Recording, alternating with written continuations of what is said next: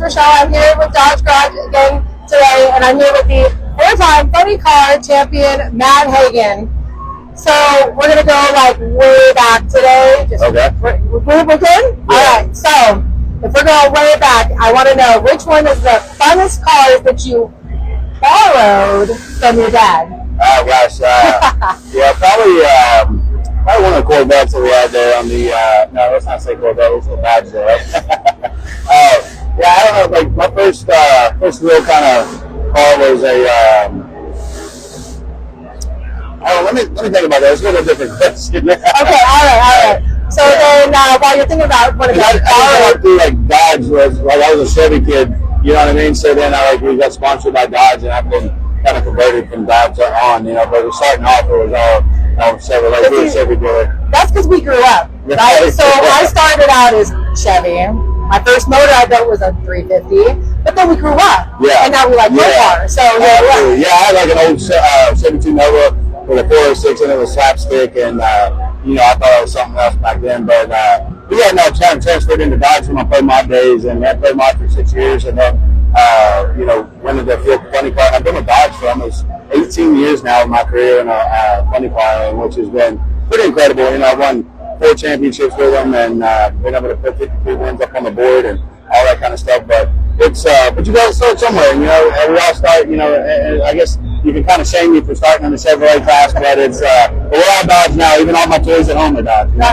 See, that's all that matters, right? So, I mean, speaking of, so how did you go from racing four-wheelers to borrowing Dad's cars to now funny cars? Why funny cars? Yeah, and the funny cars, you know, at the end of the day, this is like the pinnacle of the sport, right? You know, I mean, we went up through the ranks and kind of like, you know, cut my teeth in running quick eights and pro mod stuff, and probably on racetracks I should have no business being on, but I was winning $10,000, $15,000 in cash on the weekends and just kind of running up the East Coast doing that stuff. And I had a guy by the name of Evan Knoll sponsor me in the IHRA series, and he was like, look, I want you to feel funny car. And I was like, man, I don't know if I want to go that fast. So he's like, well, I'm going to give you $3 million to do it, you know. So I was like, at 19 years old, you can find a way to take the guy's money, right? Oh, yeah. So did that, kind of cut my teeth on that, and then I crossed over to NHRA in the Indy race, which is our biggest race over here. And I qualified Force, Selzy, and Tommy Johnson Jr. And Don Schumacher came to my pit, and he was kind of like,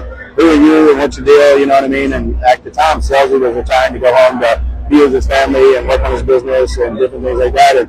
And Schumacher needed a real man, so he said, why don't you sell your hunk of junk and come drive mine, you know? So sounded like a pretty good idea, and we hit it off. I mean, and second year into it, I was battling out for a championship, and you know, runner up, and come back the third year, won my first championship.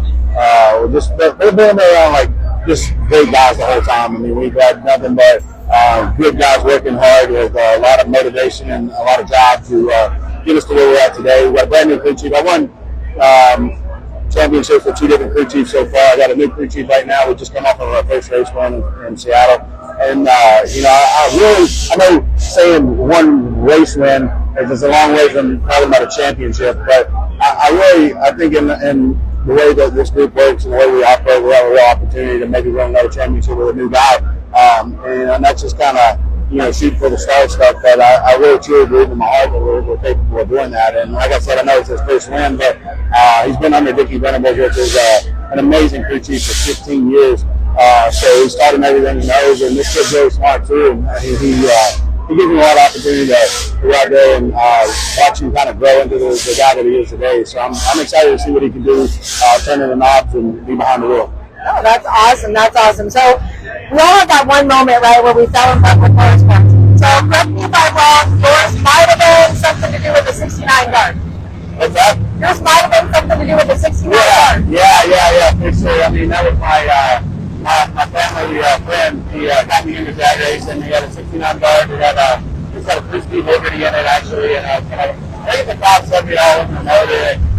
That system with nitrous on it, and it's a good demo, and a good demo pass. And I just kind of came out and was watching. I got the tires and obviously wiped down the car and put the dial in and different things like that. And unfortunately, he had a stroke and laid in the hospital for 4 years. And you know, the way the medical deal works, you know, that's just falling off everything. That kind of paid the bills, and I was able to buy the car with his wife, and it's sitting actually in my man cave in the kitchen.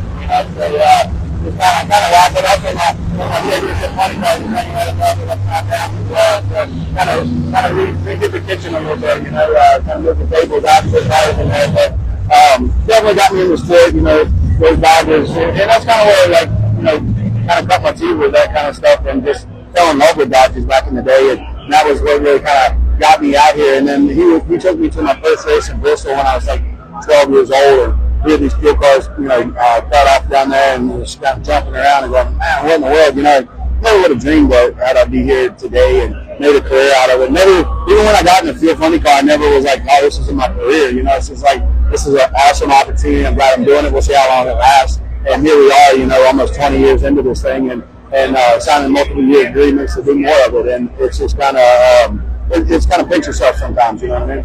Well, that's awesome that you still have the car, because I have just a little bit of vested interest in one thing about it. My drag car, I thought, was a 68 Plymouth Valiant, which, if you know, that's the cousin of the Dart. So when I saw your story about the Dart, I was like, I have to know it. So it's even cooler now to know you own the car. And another thing, I'm curious about, so I work with Mopar Fitness, and, you're Matt Hagan here. So I just want to hear your perspective on how fitness helps you get ready for the race, because, a lot of people think it's just body, but it's also mind as well. Yeah. So us at Mopar Fitness want to know how this helps you in the car. Yeah, we all kind of, as far as being on the road, it's always tough to kind of get workouts in whenever you can. But, obviously dealing with pressure and doing different things. But a lot of folks work on like the physical deal, and that's great. There's nothing wrong with that. I try to do that as much as possible as well. But getting up every day and working on your mental game is really kind of, I think a lot of people miss that. Like I've been able to work with some sports psychologists along the way, and a book that really helped me win my first championship, or deal with the pressure with my first championship, my second year into it, was called Mind Gym by Gary Mack, and it's a quick little read, very sports focused. Deals with putters and golfers and tennis players and baseball pitchers and hitters, and very, very figuring out how to take the mental game and feeling like, hey, this is my time to shine, instead of running away from it and feeling like it's something negative. How to do that with your mind and different things like that, and working on that. So through the years, I've seen a lot of people, they crack mentally. They're not ready for the pressure. They turn it into something that's negative for them.